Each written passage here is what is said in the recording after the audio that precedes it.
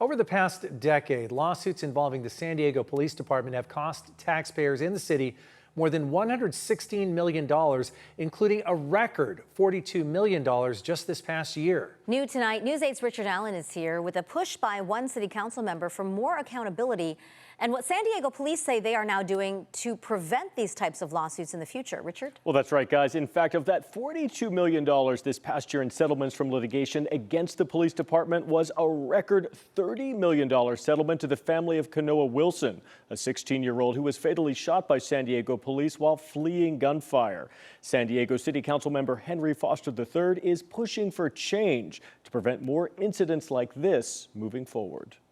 This is about building trust. This is about transparency and accountability.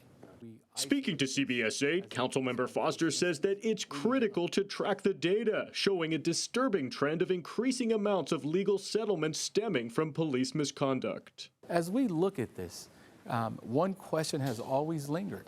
As we are seeing these cases, what are we doing to mitigate them from happening in the future? One of the most egregious cases in recent history, that of Kanoa Wilson, a teen who was shot and killed by San Diego police last year while running away from gunfire. Foster says that to his knowledge, in the wake of that tragedy, no concrete changes have been made by the SDPD to prevent similar incidents. I have not heard of anything happening in regards to that incident. That is what made me bring this forward. That is why I'm going to continue bringing this to the forefront, because there needs to be change, and it needs to start now. Police officer involved shootings. This week, Foster brought the issue before the city's Budget and Government Efficiency Committee, which he chairs. In response, San Diego police say they have invested significantly in more training for their employees. Supervision and risk reduction efforts, including expanding the training division, which more than doubled, increasing scenario-based instruction, enhancing de-escalation and strategic communication training. Show me your hands! Captain Judd Campbell of the department's Internal Affairs Unit also says that potential officer misconduct is taken seriously. It is a time-consuming process to make sure that we get a solid investigation so that ultimately, if there is misconduct, that an employee can be held accountable. Enough is enough. It's time to take action. It's time to bring some accountability. If that's in the form of training, let's make sure we have the proper training. But one thing that we cannot do is not hold our officers accountable for their misconduct.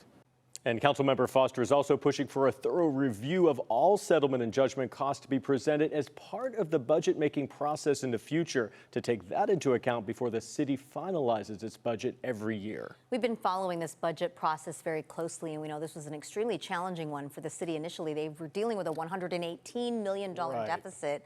So how do these settlements factor into that number? Well, yeah, I mean, and things like library hours, rec center hours, park services had been targeted. You know, Councilmember Foster pointed out that the dollars we're spending on this, or insurance or premiums, that sort of thing, those are dollars that are taken away from other services. It affects the level of service and quality of service the city can provide. So that's another reason he's fighting for this accountability. The recent increase is the most alarming aspect of that. Sure, it's a specific incident, but seeing that large of a settlement recently and not seeing any action, that's a little concerning. It is.